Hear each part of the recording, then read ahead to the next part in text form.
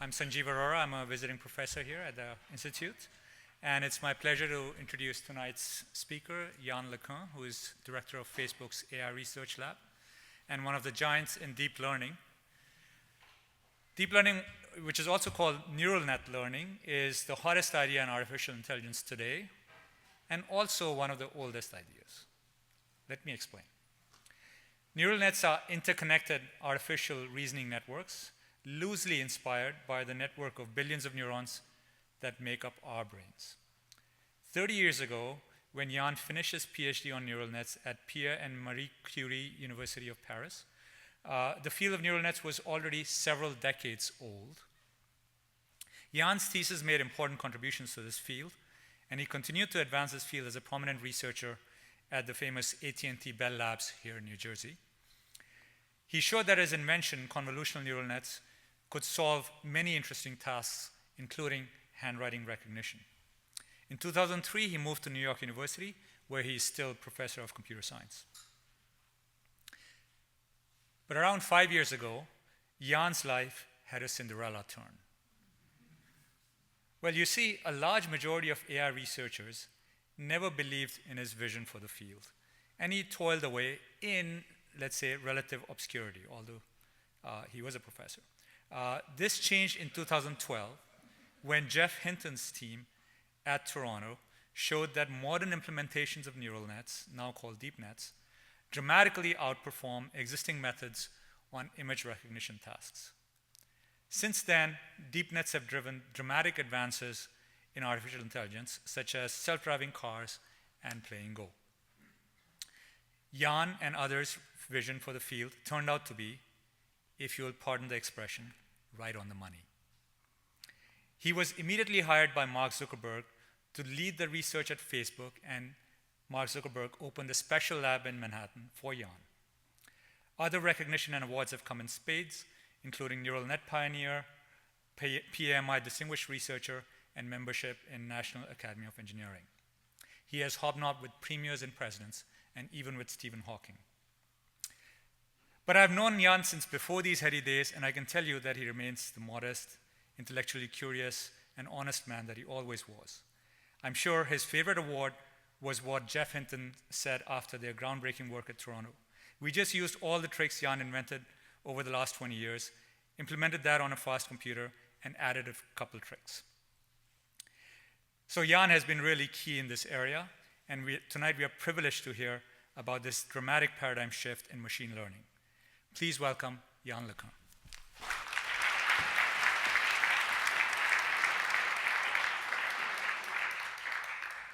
Thank you, Sanjeev.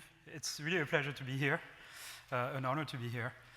You actually pronounced my name correctly, LeCun. This is the French pronunciation.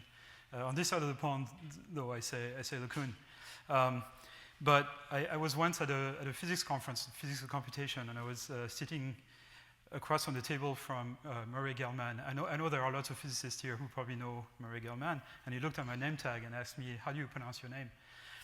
So first of all, he said, your name is from Brittany, right? You know, western part of France, which is true. And he said, how do you pronounce your name? So I said, LeCun.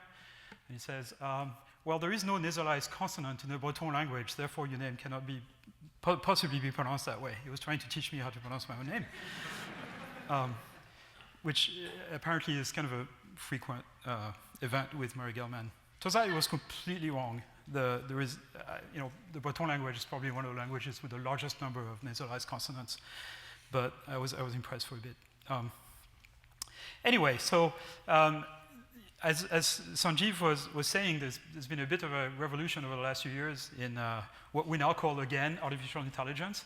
So there's been so many sort of false starts in AI that people didn't dare to even pronounce the phrase for a long time. And it's only in the last few years that, at least for the wide audience, we describe what we do as AI. But really what it means today, it means machine learning, in particular, a particular type of machine learning called deep learning, and that's really what I'm going to talk about. But I'm going to start with a caveat. And there's lots of applications of AI. You see a lot of articles in the press about how AI is going to revolutionize society. But here is a quote from Jeff Tenenbaum, who's a cognitive scientist at MIT. He says, all these AI systems that we see today, none of them is real AI. And what he means by this is that all of those systems that we train, they're not really intelligent. They are trained to do a particular task, and they don't have kind of general intelligence that we expect from people or from even simple animals. So we haven't figured out yet how the brain learns. We've been able to reproduce some aspects of it. And so the first part of my talk is going to be about what we can do today, and then the second part about what we cannot do and perhaps what the sort of path to making true progress might be. So all of those things that you hear about today, self-driving cars, systems that analyze medical images automatically, systems that automatically produce descriptions of images and videos, translation systems, etc. They're all trained with what's called supervised learning. So let me give you a very simple example of what supervised learning consists in. Let's say you want to train a machine. This machine is symbolized by this box here with knobs on it, okay? And the adjustable knobs, the knobs you can turn and it will change the input-output function of that machine. So the output for a particular input will change when you turn the knobs, right? So what you're going to do is you're going to say you want to build a machine to classify cars from airplanes. You're going to collect lots of images of cars, lots of images of airplanes. You're going to show the image of a car to the machine, and if it says car, you do nothing. If it doesn't say car, you're going to tweak the knobs a little bit so that the output you get out of the machine gets closer to the output you want. Okay, so for example, if the machine is supposed to turn on a red light for car and a green light for plane, and the red light doesn't turn on, you're going to adjust the knobs a little bit so that the red light kind of increases in brightness and the green light decreases in brightness. Okay, you have to figure out in which way to adjust them, but just a little bit. Then you show the picture of an airplane, and same thing. If the system turns on the green light, says it's an airplane, you don't do anything. But if it's not quite bright enough, or if it's not lit, you tweak the knobs a little bit again, so that the brightness of the green light increases. And then you keep doing this with more examples of cars and airplanes, thousands of images of each, and eventually the knobs settle in a position that hopefully, if your machine is well built, in such a way that for pretty much every sample you show it, it will produce the correct answer, even for example it's never seen before. And that's a little bit of the magic of machine learning, which is that you train it to produce an output on a number of samples, but then if you show it samples it's never seen before, as long as they are similar enough to what you trained it on, it will produce sensible answers. And it's a very difficult problem because objects appear in all kinds of different positions. There is a huge variability in aspects. So you see all the chairs here on the right. They're all chairs, but they all look very, very different. So how is it that a machine can abstract the notion of a chair just by essentially adjusting knobs? Okay, so we're going to dig a little bit into the structure of this box here and read the progress that has been made in the last few years. It's not really a progress that was made over the last few years. It's just a discovery by the community that those methods worked because the techniques actually have existed for 30 years almost. So in the past, when you wanted to build say an image recognition system, you would have engineers and scientists design a program or a module that would turn the pixels of the image into a list of numbers that basically represent the content of the image. And it's very hard to design this program by hand. You have to figure out really, how to write a program to detect a wheel of a car, for example, and it's actually very hard to figure this out. We don't know how our brains do it, and we can't, introspection doesn't work because it's kind of subconscious, right? So that's the purpose of this feature extractor, and that's the way all the pattern recognition was done since the 50s.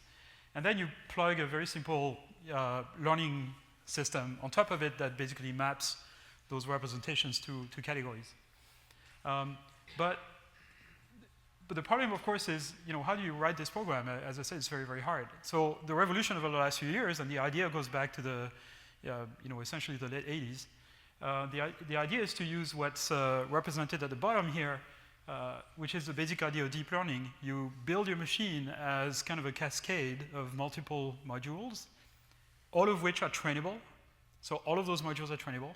All of them compute a very simple function, if you want, that turns the input into a slightly more abstract representation. So for example, you plug an image at the input of the system, and an image to a computer is basically an array of numbers. Okay, so two-dimensional array of numbers that indicate the color or the intensity of the corresponding pixel. So the first box is going to detect very simple motifs, like say edges in the image or something like this. The second level maybe is going to detect combinations of those motifs, like corners and things like that, circles. And then the next layer up is going to detect things like wheels and the front grille of the car and things like this. And then as you go up the layers, you get those detection of higher, more and more abstract concepts, if you want. But the cool aspect of it is that you can train this entire system end to end using supervised learning. And so what you put in those boxes, turns out it's incredibly simple the way you can build those machines, and it maps very well on the kind of computation that computers are very good at doing. So what you do is imagine that an image or an audio signal or a piece of text can be encoded as a list of numbers. It's called a vector. What you do is you take this vector and you compute a weighted sum of all the components of this vector, all the numbers in this vector, just a weighted average, essentially. And then take that, compare this to a threshold. If it's smaller than a threshold, output 0. If it's larger than a threshold, output the sum. Very simple. So this is symbolized by this function here at the top that's called a ReLU. That's a not very half-wave rectifier for the engineers among us. It's very simple, this positive part function. And really, you compute a weighted sum of the inputs. Now, you're going to do this multiple times with different weights, different coefficients to compute this weighted average. And each of those is going to be a different, I think there is a pointer here, if I can find, yeah.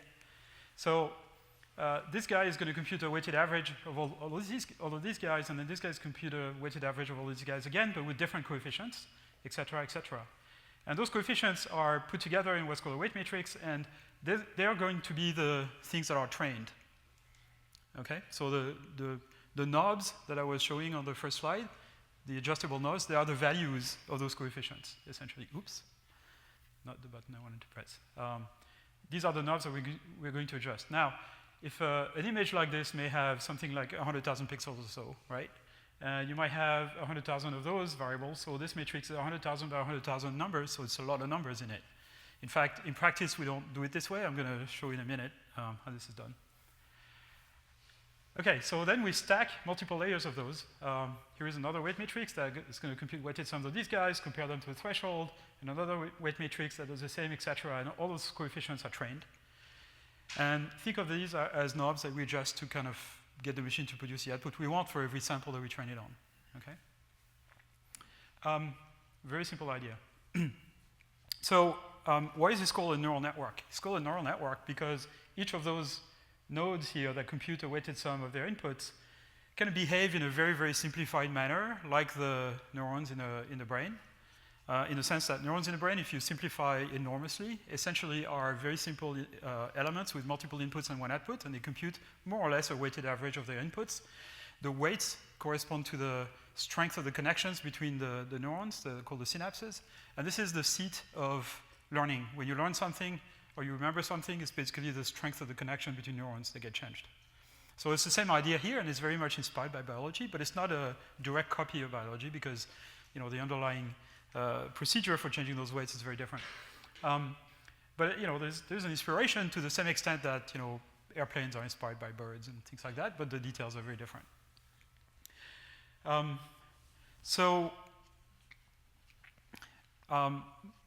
Mathematically, this idea of adjusting the knobs of the neural net so that the system kind of produces the output that you want corresponds to minimizing what's called an objective function using gradient descent. In fact, we use something called stochastic gradient descent.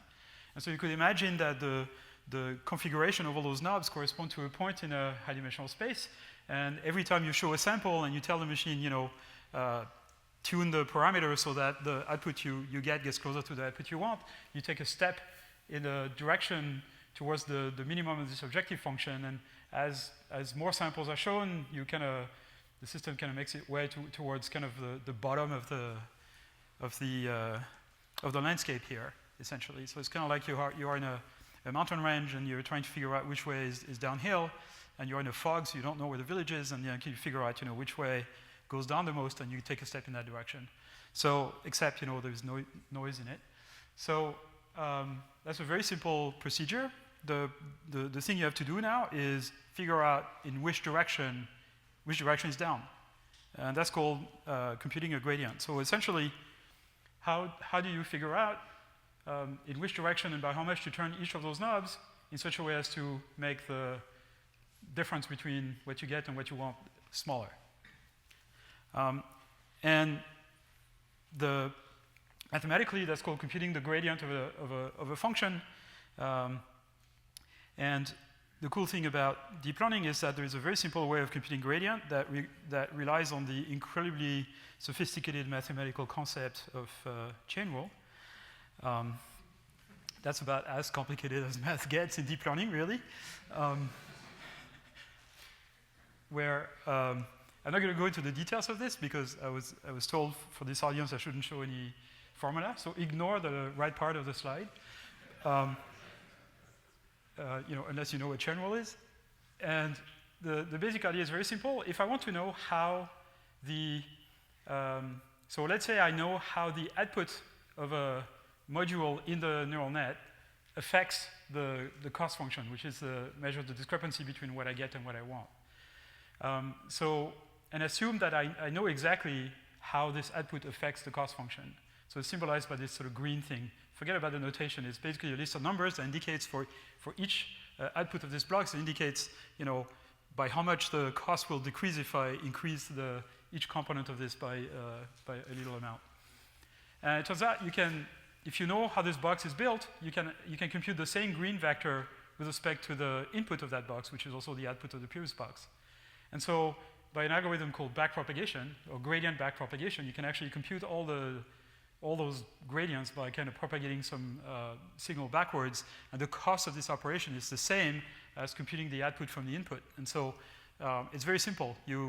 When you want to train the machine, you put an input, propagate forward, show the desired output you want, then backpropagate those gradients, and then what you have is the direction and amount by which you need to adjust all the knobs in the system.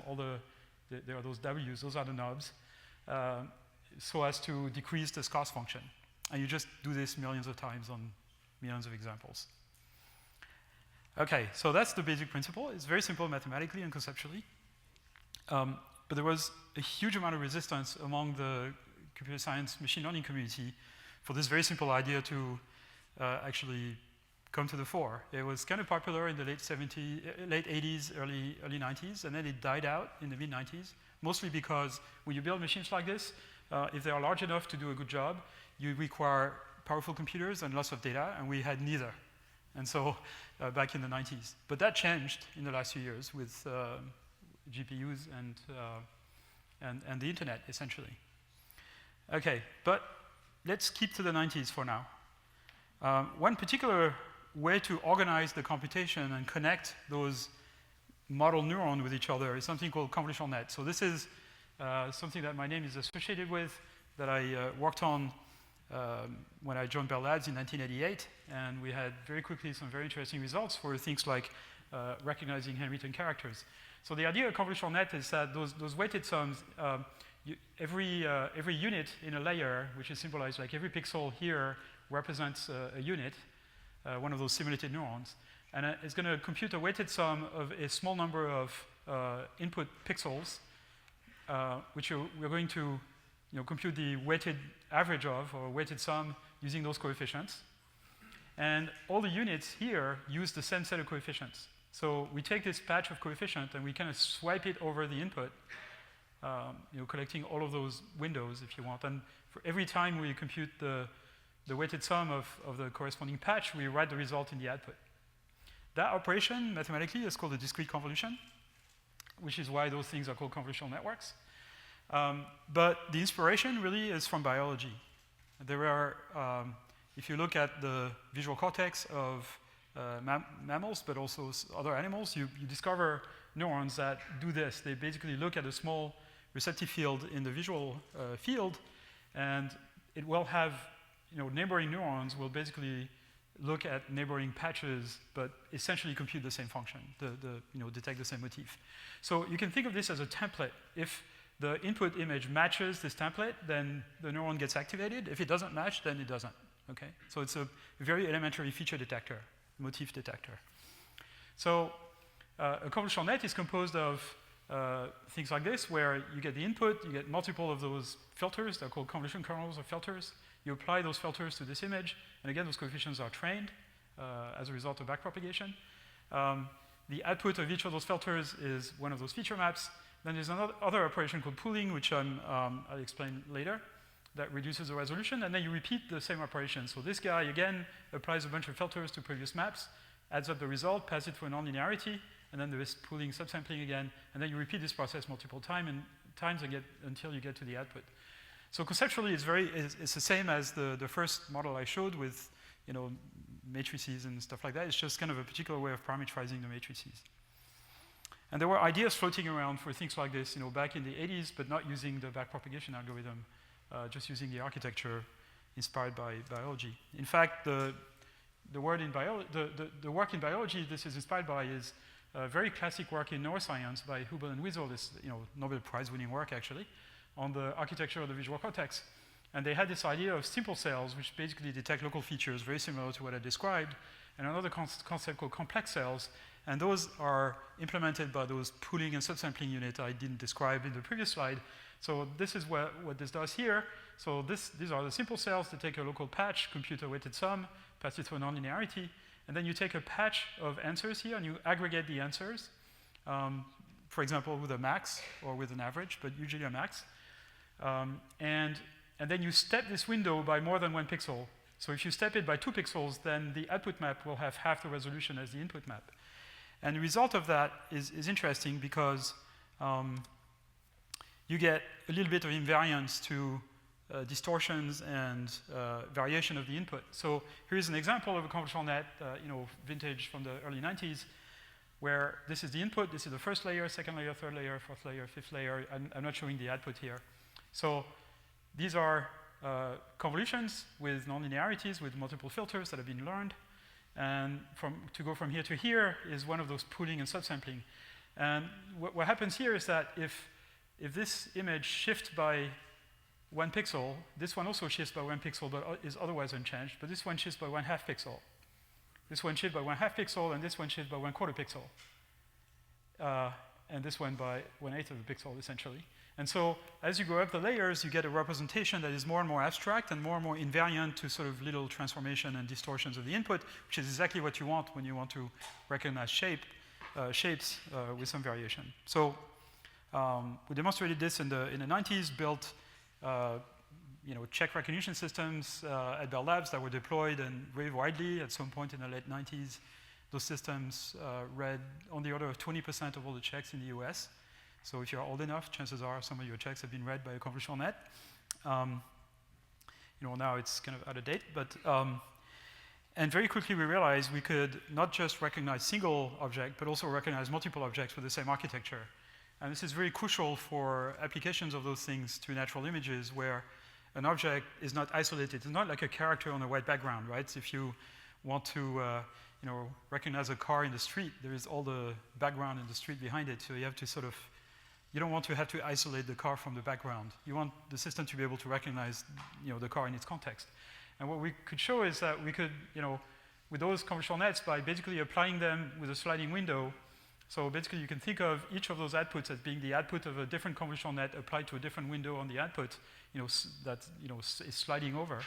By training it appropriately, I can actually figure out which piece of the character goes with which piece, and you don't need to separate them in advance. It kind of figures it out more or less by itself. So you can do recognition in context without having to do prior segmentation. So that was in the early 90s, and then the whole field of machine learning lost interest in those techniques because there were very few applications for which you had enough data to train them. It was basically handwriting recognition and speech recognition, and that was about it. And the computers were slow, and those methods were finicky. The software to actually try them was a little complicated to write, so very few people actually worked on this, and it kind of died out a little bit.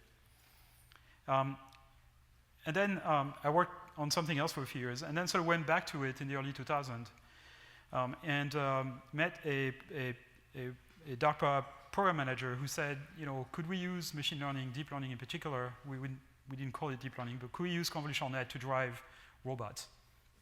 And I say, sure, we could try. So What he did was gave us what's called a seedling project from DARPA.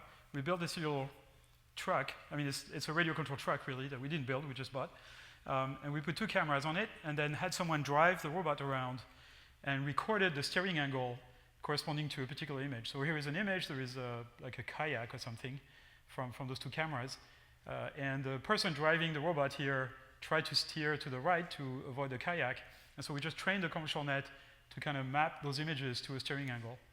And we had the system, driven for about 2 hours, used about 20 minutes of those training sessions, and then, used the network to let the robot loose. And what you see here on the left is the robot driving itself in this very busy New Jersey backyard with lots of obstacles. And it kind of figures out how to avoid all those obstacles by itself. And it's very reactive, right? It just knows the steering angle. Pretty cool. The computer was not on the robot. These were analog cameras, and it was kind of a desktop computer, essentially. So the DARPA manager, who actually used to be my boss at Bell Labs, said, "Oh, that's really cool.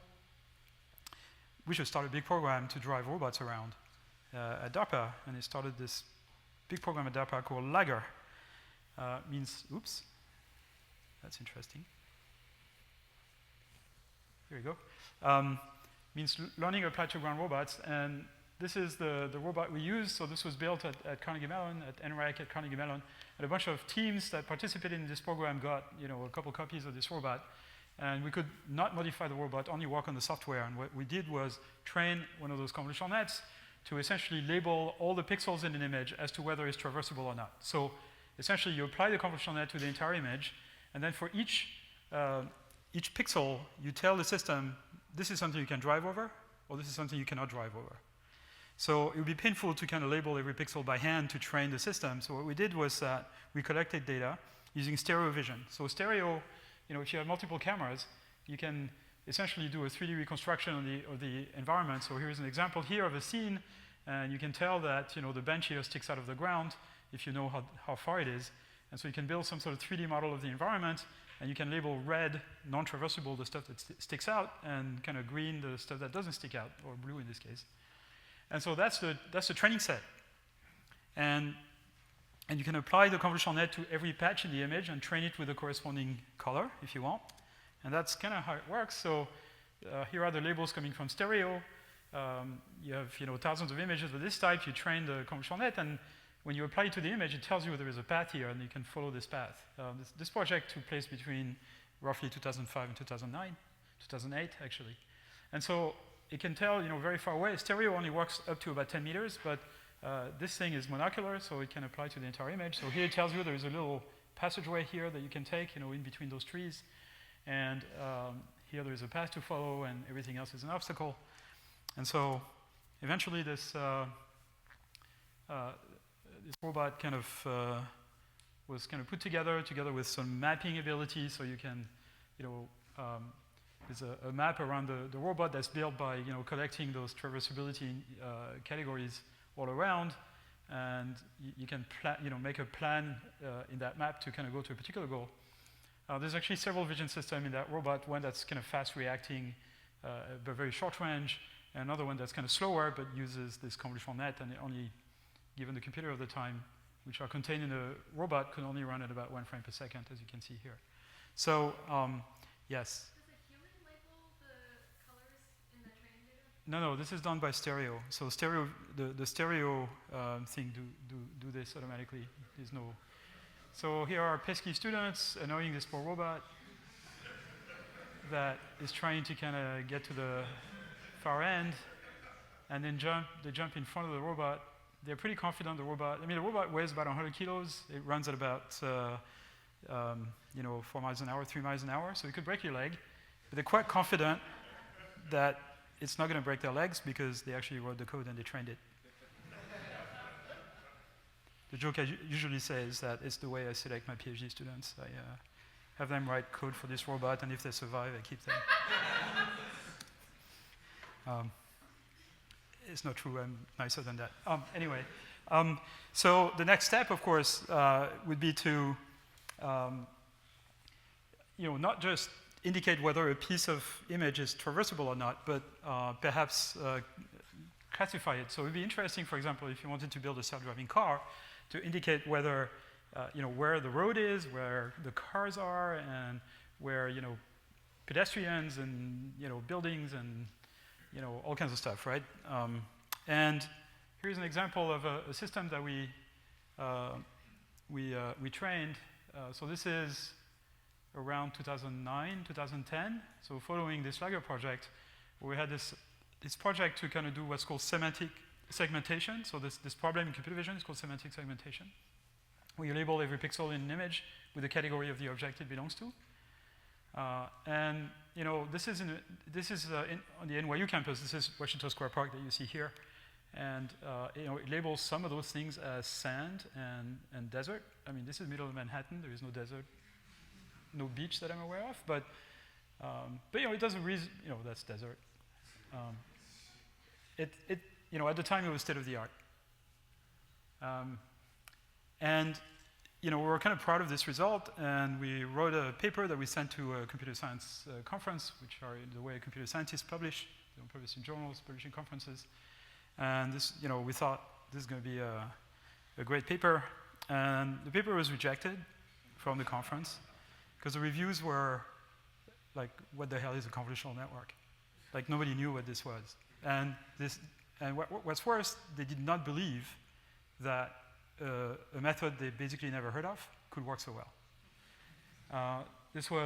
So they assumed foul play or something. This was 2011 or late 2010.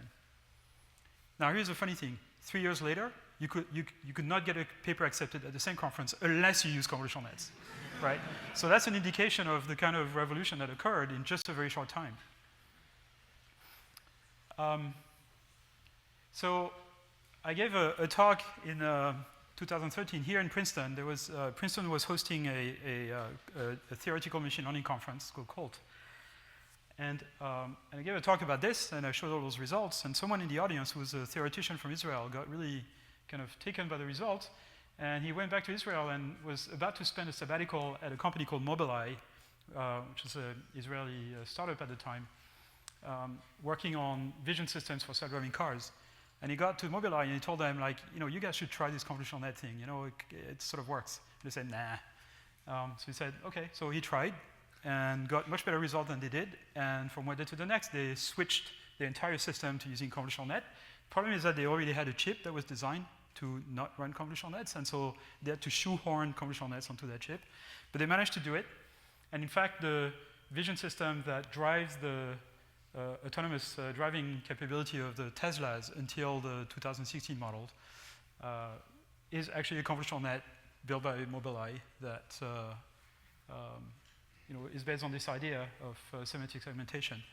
Pretty soon after, NVIDIA, the company that makes GPUs, also decided that they should build self-driving car systems, and they got into this game as well. But I'm getting ahead of myself. What happened in 2012 was that, as Sanjeev mentioned, our friends at University of Toronto, Alex Krzyzewski, Elias Eskever, and Jeffrey Hinton, built a large convolutional net implemented on GPUs, the graphical processing units that are designed for gamers, essentially, but are capable of very, very high-speed numerical computation, perhaps 20 to 50 times faster than normal CPUs at the time. So they were able to train a very large convolutional net using GPUs on this new data set that had just come out called ImageNet, which was composed of 1 million training samples, 1.3 million training samples of images with 1,000 categories, objects from 1,000 categories. And this is the kind of regime where those convolutional nets shine, and other methods kind of fall behind. And so they got incredibly good results there. They got something like 15% error, where more traditional techniques were getting 26% error. So a huge reduction. And this is what created the revolution of deep learning in the context of computer vision.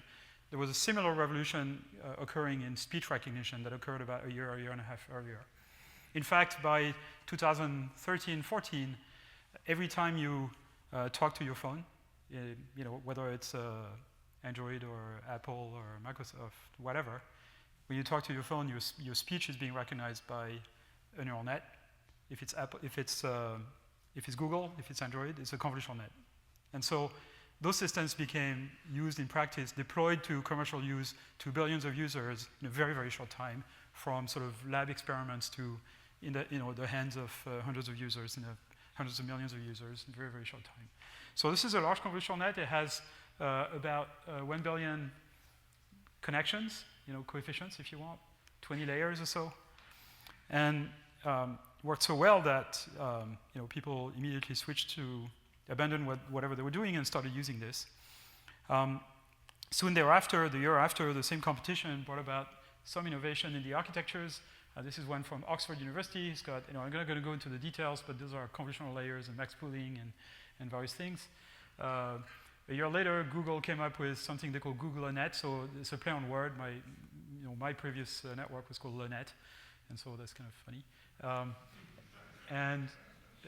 Well, one of my students is co-author there, so that probably explains the affiliation here.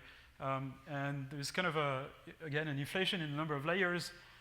This is another idea that's only a couple of years old by Kai-Ming He from Microsoft Research Asia in Beijing, and he came up with this thing called ResNet, which I'm not going to go into the details of, but these things have 50 layers, 100 layers, and the more layers you put in, the better it works. Kai-Ming is actually now at Facebook. And why is it that you need layers at all?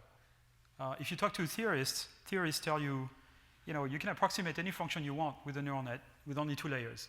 Of course, there is no specification of how big the middle layer should be, but with only 2 layers, you can approximate any function you want. Why do you need layers? And you need layers probably because of the kind of hierarchical structure, compositional structure of the world, right? So the world is compositional. I'm sure the physicists in the audience or the chemists agree with this, right? There's elementary particles, and they assemble to form less elementary particles, and they assemble to form atoms, and assemble to form molecules, and molecules assemble to form materials, et cetera, right? So it's the same in the perceptual world. You have pixels, and pixels assemble to form basic motifs like oriented edges, and those assemble to form slightly more complex motifs like circles and corners and things like this, and gratings.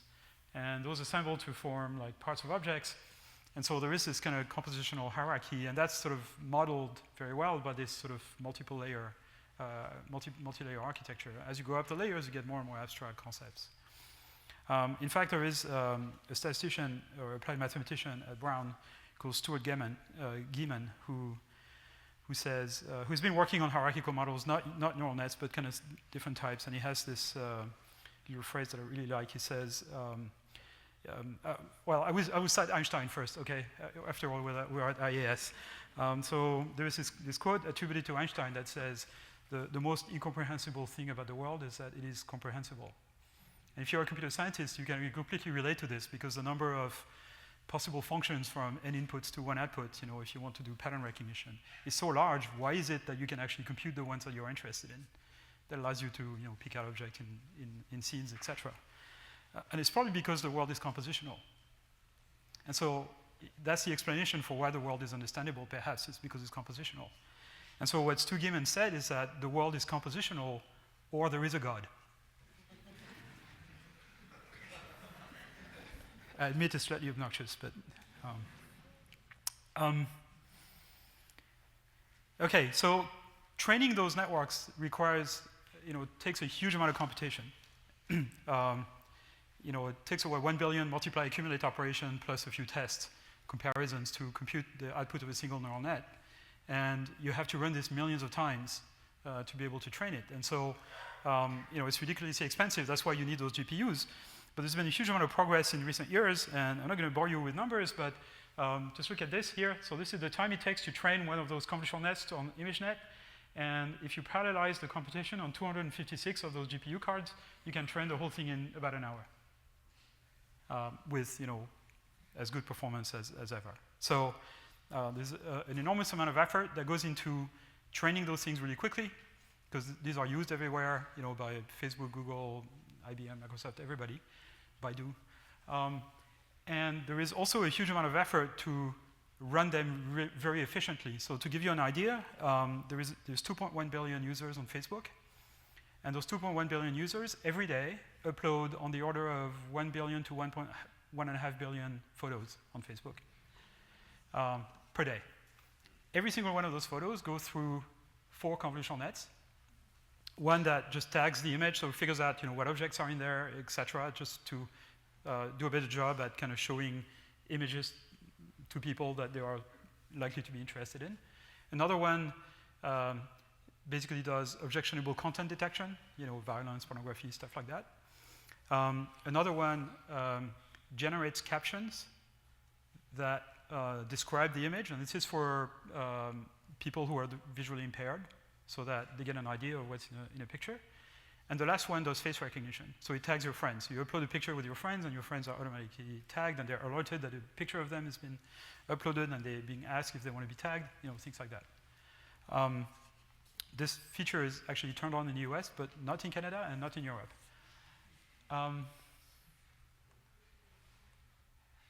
Okay, but here is the state of the art in computer vision. Something called mask RCNN, so that's kind of a code name for a set of techniques. It's a conceptually very simple architecture. It's a convolutional net architecture with a few tricks. And forget about the boring numbers here. Here's what it does. It's able to not only recognize objects, not only put a bounding box around them, but actually draw the entire outline of each object independently. So it knows there are 7 people, it knows there is a dog here at the bottom, baseball bats, and it can actually locate them exactly. This is, in a sense, kind of the ultimate computer vision problem, if you want. It does very good on quite complex images with objects of various size. The people, you only see a piece of the person here, wine glasses, wine bottle, filling up the wine glass. I'm a Frenchman, so that's important. Computers in the back, etc. All kinds of objects can be detected, even if they overlap. You can count sheets, etc. It works amazingly well. It's not, it's not perfect, but it works really well. You can use the same system with a few tweaks to figure out the pose of human bodies, and that's kind of important if you want to know if people are doing a particular activity or like talking to each other, facing each other, etc. You can use the same techniques for 3D object recognition. I'm not going to go into the details, but here is something really weird. I've only talked about image recognition so far, but here is another application in convolutional net for translation. Oddly enough, you can use this for translating languages. So this is a system that's actually deployed by Facebook to translate certain pairs of languages, and you put a sentence in English. Oops, sorry, in English at the input. At the top, run this with this what's called gated convolutional net, and there's a couple of other hocus pocus which I'm not going to go into, and out comes the translation in German. And the trick here is to kind of align kind of change the order of the words, and this is what this sort of complicated architecture, which I'm not going to explain, does. And that system basically works at state-of-the-art performance for language translation. It's far from perfect. There's still a long way to go for like really good translation. But this is deployed by Facebook, and Facebook does, I think, 5 billion translations a day or something like this. Again, that went from lab prototype to, in the front of 2 billion people within months, essentially. Let me tell you a few words about the organization I put together at Facebook. So it's called Facebook AI Research, FAIR. It's been around for about 4 years. In fact, exactly 4 years. I joined Facebook exactly 4 years ago. And it currently has about 120 people, about 70 research scientists, and 50 engineers, spread between New York, Menlo Park, Paris, and Montreal. And there's a small group in Tel Aviv and another one in Seattle. And we're growing really quickly. We're probably going to be something like 180 by the end of next year. And working on all kinds of aspects of AI, deep learning, computer vision, natural language understanding, dialogue systems, etc. And we publish all the work we do, so it's all open research, and we publish most of the code that we write in open source. This is, I'm not going to go through this, but it's kind of a list of some of the open source projects that we've put out. The most important one is probably the top one, PyTorch. So this is a framework for deep learning that allows you to kind of train neural nets really easily. Let's see. So there's lots of applications of deep learning that are popping up every day, including in science. There's people at the LHC that are using deep learning for like classifying trajectories of high energy particles. There is people in astronomy who are using it for doing statistics of galaxies and cosmology. There's all kinds of applications of it, in dermatology, in radiology, self-driving cars I already mentioned, and I'm learning about new ones every day. Let me skip ahead a little bit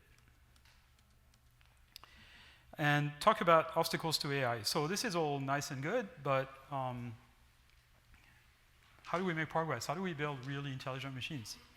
And here's kind of a sobering statement, or a question really. How does the brain work? I mean, it's one of the big scientific questions over time, right? What's the universe made of? A lot of you guys are working on this. What's life all about? And then how does the brain work, right? Those are like the three big scientific questions over time. And we don't know. We don't even know what underlying principle the brain used to organize itself through learning. But clearly it's using something that's way more efficient than all the techniques that we've developed in the context of machine learning. So it's not entirely clear that the brain uses a learning algorithm. Maybe it uses one, maybe it uses 50, maybe it's a kludge, maybe there is no underlying principle, it's just the result of evolution. But I'd like to believe that there is, kind of the same way there is, the way birds fly is very difficult, but it's very complicated, but there is some underlying principle, right? Aerodynamics, Bernoulli principle, things like that, stability, all kinds of stuff, right? So that's a big question. Now, one question we can ask ourselves, computers don't have common sense. That's a recurring red herring in AI, which would be the ability of a machine to acquire common sense, like have enough background knowledge about the world, so that they're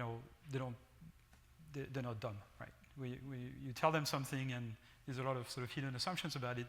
They know they have enough background knowledge about the world to really figure this out. And one question we can ask is, what is common sense really?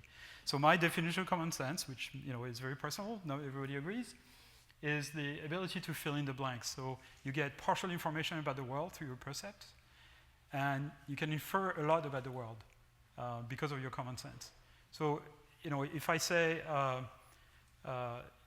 Sanjeev picks up his bag and leaves the room, you don't have to know anything about the room with Sanjeev. You can imagine the sequence of events that has to occur. He probably has to extend his arm and pick up his bag, close his fingers around the handle or something, stand up, walk towards the door, open the door, and get out. Once he's out, he's not in the room anymore because he can't be at two places at the same time. You can be at two places at the same time, can you? Okay. The other thing that's not going to happen is that he's not going to dematerialize and reappear someplace else. He's not going to fly towards the door. He's not going to go right through the wall, right? There's all kinds of stuff cannot happen because of physics, essentially. You learn how the world works, and so that allows you to infer a lot about the missing information in this sort of very simple sentence of a few words. You can fill in the blanks. And that's common sense, really. So, more broadly, that's also what occurs when you're filling in the blind spot in your retina. Your retina is actually a blind spot. We don't see anything. That's where your optical nerve punches through your retina. But you're not conscious of it because your brain fills it in. You know exactly how your view of the world is going to change when you move your head 20 centimeters to the left, because you've abstracted the notion of depth. You probably learned this at the age of a few weeks or a few months. Right now you're looking at my left profile. If you had never seen my right profile, you could probably infer more or less what I look like on the other side. Most people are mostly symmetric. So a particularly important part of filling in the blanks is being able to predict the future from the present and the past. Because the ability to predict is really the essence of intelligence, right? All of us building models here, doing science, what we're doing is basically building models that are predictive, right? That's the essence of science, building predictive models. And that's the essence of intelligence too, the ability to predict. That's what allows you to plan, for example. If you can predict ahead the consequence of your actions, then that allows you to plan a sequence of action to reach a particular goal. So really predicting is what you need. How do we get machines to learn to predict the future, essentially, even the very short-term future? And that's, one thing I call, some people call this unsupervised learning. I would call this predictive learning. And, again, for the physicists in the audience, is the dark matter of AI, or maybe the dark energy of AI. And I'll come back to this analogy in a minute. So, we learn very basic things when we're babies, things like object permanence, the fact that when objects are hidden, they're still there. We're not born with this. We learn this, in a few months, which is why peekaboo is so funny for babies. Here is a baby orangutan. He's being shown a magic trick, right? This guy puts an object in a cup, shakes the cup, then takes out the object, but the orangutan doesn't see that, and then shows this to the orangutan, and the baby orangutan rolls on the floor laughing.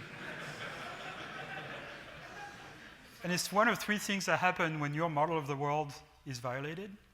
You either laugh, or you get scared, or you get really, really interested because you know your model is wrong, it just predicted the wrong thing, so you have to pay attention to kind of correct your model of the world, right?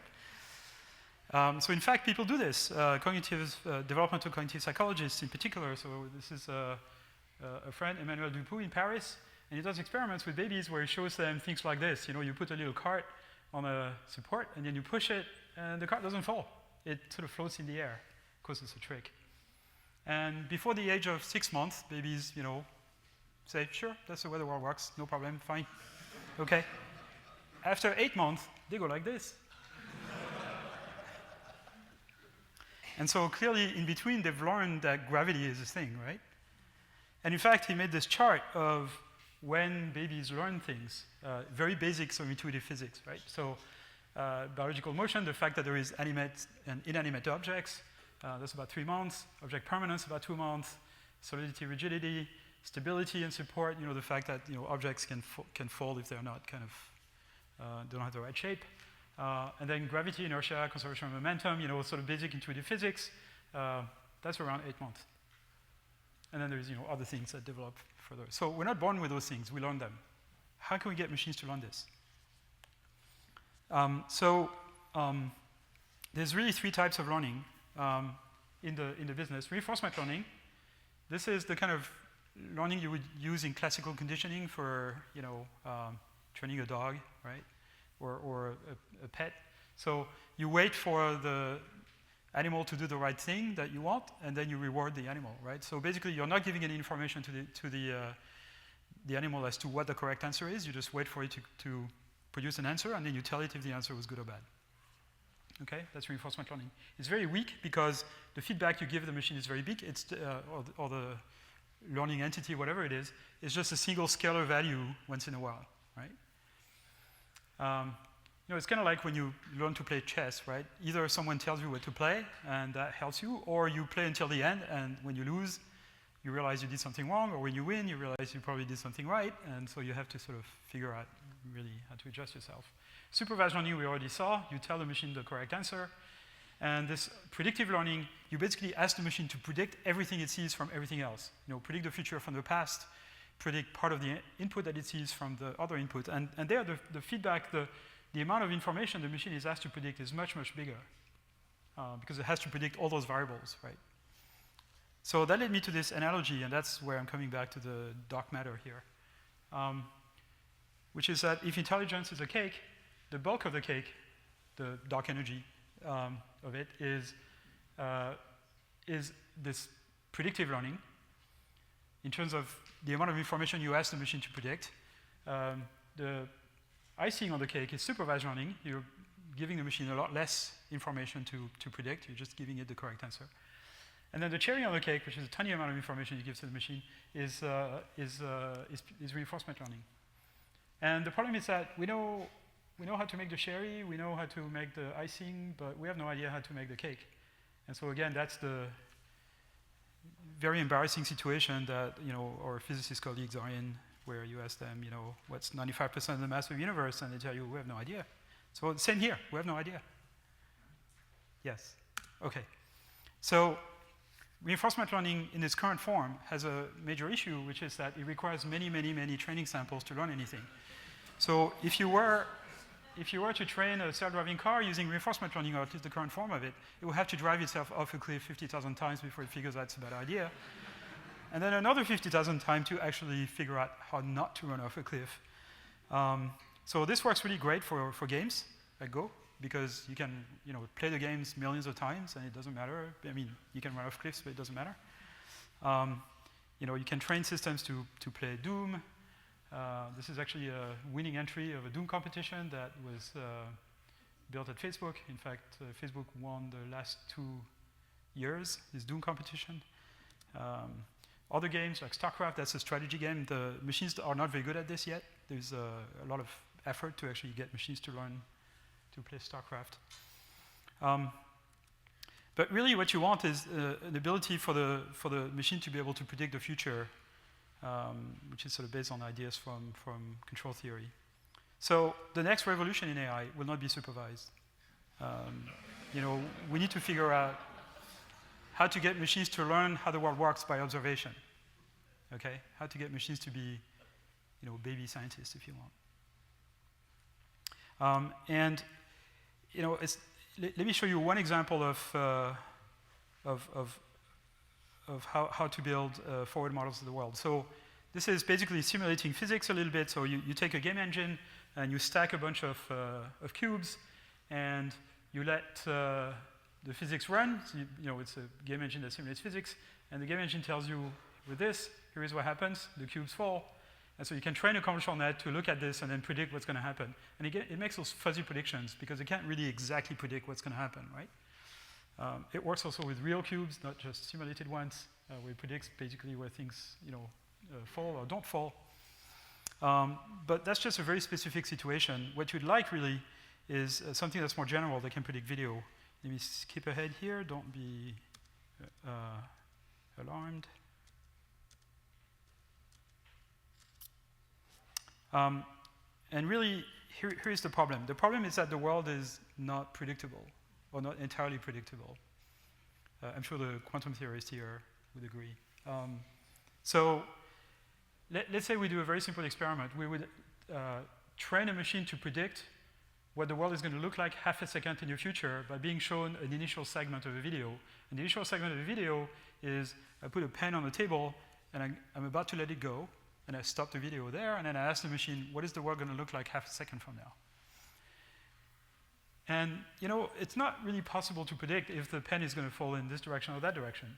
So let's imagine that our predictor here looks at the past, has a source of random vectors, and makes a prediction about the future, and depending on the value of this random vector, it's going to make a different prediction. Okay? So this is the set of all predictions that will be made by the machine as we change the value of this random vector here. So this is the set of plausible futures, if you want, and that represents the different position of the pen. So now what we need to do is, when we train the machine, we need to tell it, if it predicts this, that the pen is going to fall to the left, and if what actually occurs in the video is that the pen falls to the back, we don't want to punish it. We want to tell it, okay, you were technically wrong, but in fact, you can be more right, so we're not going to punish you for making a different prediction than the correct one, as long as you are on this, let's call it a manifold, of potential futures. The problem is, we don't know what this manifold is, at least initially, so what we're going to do is we're going to train a second neural net to tell us whether we are on the manifold or not. So there's going to be a training with 2 neural nets, one that predicts, and one that tells the first one, you are on the manifold or you are outside the manifold. And that's the idea of adversarial training. I'm not going to go into the details of how this works, but suffice to say that there is this kind of generator network that produces prediction, and this second neural net that basically tells the first one whether its prediction was right or not, and this guy can figure out how to change its output to make this guy happy. And so it can generate things that this guy can't tell the difference with the real, what actually happened. And again, I don't have time to go into the details of this. And so if you train a system like this to generate images of bedrooms, these are non-existing bedrooms generated by a neural net. And they look decent. They don't look like anything in the training set, but they all have a bed, and they all have a window, and they all have a dresser, and different colors, and I mean, they kind of look like, and that's just by changing this random vector.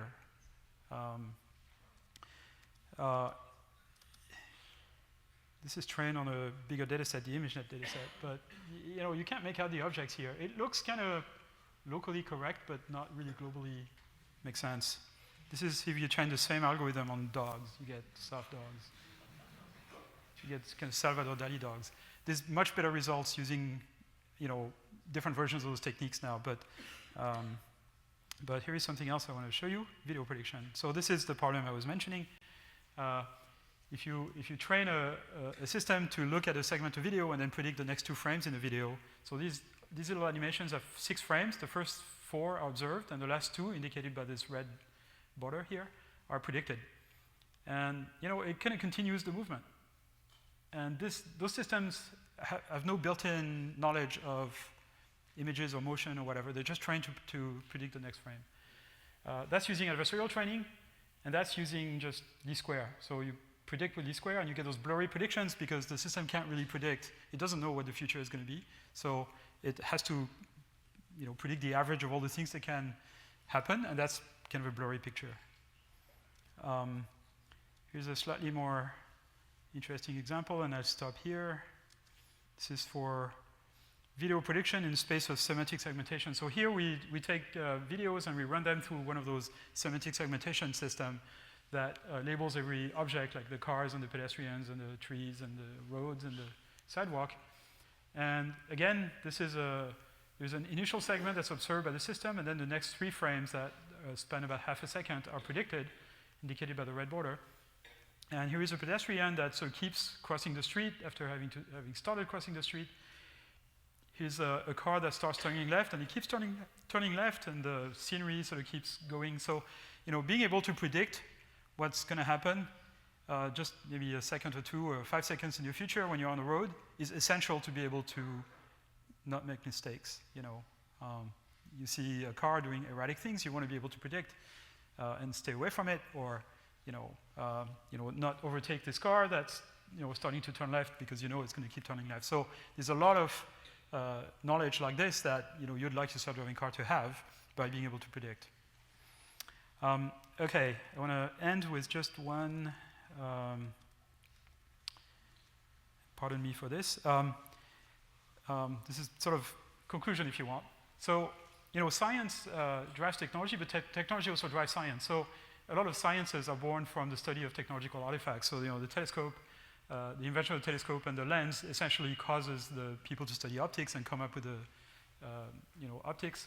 The steam engine causes the invention of thermodynamics, essentially. The airplane got people to work on aerodynamics. The calculator got, basically is the ancestor of the sort of hardware motivation for computer science. And telecommunication technology kind of, resulted into information theory. So one question I have is, what is the equivalent of thermodynamics for intelligence? Is it the case that we're going to invent those artifacts and then come up with some sort of general theory of intelligence that will explain what the limitations and the possibilities of those artifacts are? And I'm kind of rooting for this. I hope, this is where things are going in the future. But I really don't know. Perhaps intelligence is just a collection of hacks. But I'd like to think there is some underlying principle to it, particularly when it comes to learning and evolution and things like this. Thank you very much.